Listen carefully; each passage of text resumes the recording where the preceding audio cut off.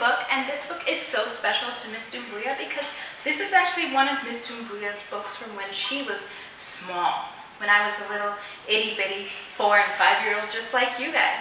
It's called Red Dancing Shoes, and this book was written by Denise, Louise, Patrick, and the paintings, the illustrator, was James E. Ransom. Red Dancing Shoes. Grandma went on a trip, and when she came back, she brought everyone presents. Oh, I love to receive presents. Daddy got a tie, Mama got a yellow blouse, Big Sister got a necklace. But my present was the most special. It was a pair of the finest, reddest, shiniest shoes that anyone had ever seen.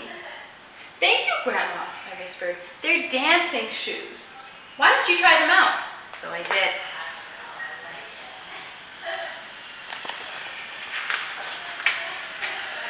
I did the twist, I did the swim. Big Sister let me wear her dancing skirt so I could spin around and around. Those shoes felt wonderful. They didn't even squeeze my toes. I love my red dancing shoes.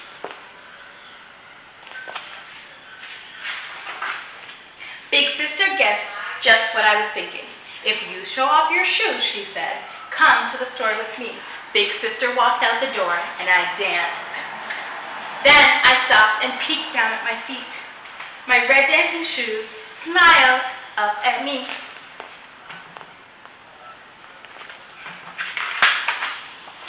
Before I knew it, those shoes had danced me along the road to Miss Josephine's garden. Miss Josephine, look! I shouted.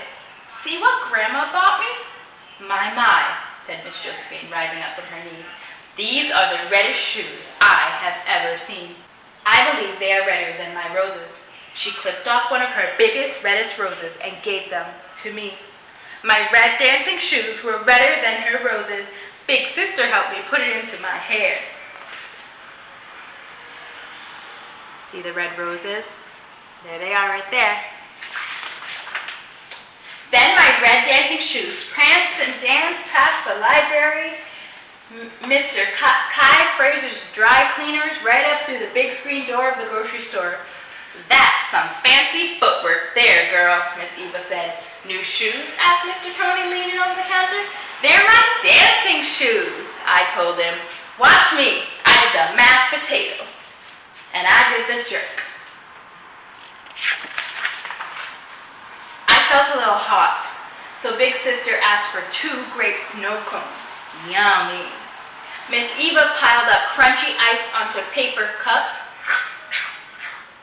Then she poured juicy purple syrup all over the ice. I bit into my snow cone. I didn't want to drop a bit of gooey syrup on my shoes. Big Sister and I started home. Can we stop at Nen's? I asked.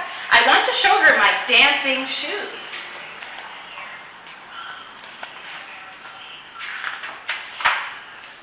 Nen is Grandmama's sister. She's my favorite aunt. She always lets me swing in the big wooden swing on her front porch. We turned the corner. I could see Nen in her swing. I wanted her to see my red dancing shoes now. Suddenly, those shoes started running.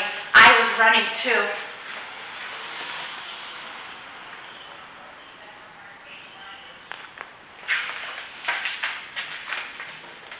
Nen, look! I shouted.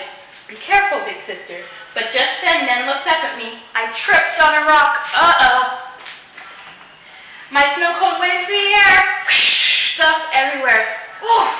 I fell into the dusty path, making a smoky ground cloud all around me.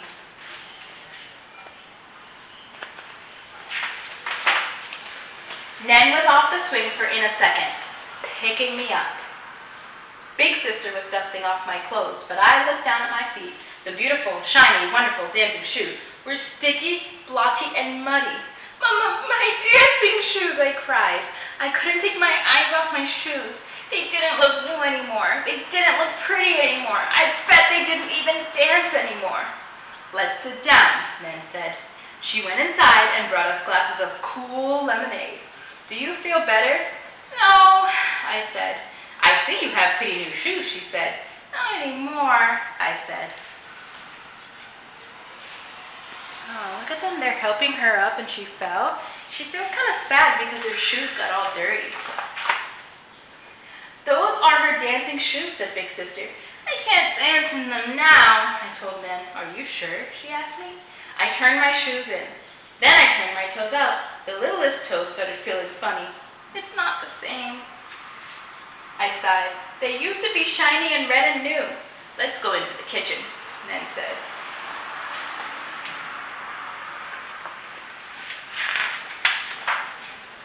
She took my hand and smiled a secret smile. She took a cloth and ran some water over it. Next, she slipped my hand into one of my shoes, right where my foot is. With one big wipe, she cleared the mud. But that looks sticky, I frowned. Nan took another deep, clean cloth and dipped it into the gummy mess inside the jar. She patted the cloth onto my shoes. Now put them on, she told me.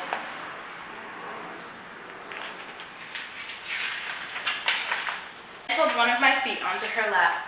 Then she gave me the cloth. All right, she smiled. How do you like your dancing shoes now? My shiny red dancing shoes are back, I shouted. I jumped off the chair. I danced the twist. It's magic, Nan. No, she laughed, just a little wash and polish. I love my clean, shiny, red dancing shoes, I giggled, spinning around and around. Big Sister looked at Nan's big kitchen clock and said, we'd better get on home. This time I walked, I did not run.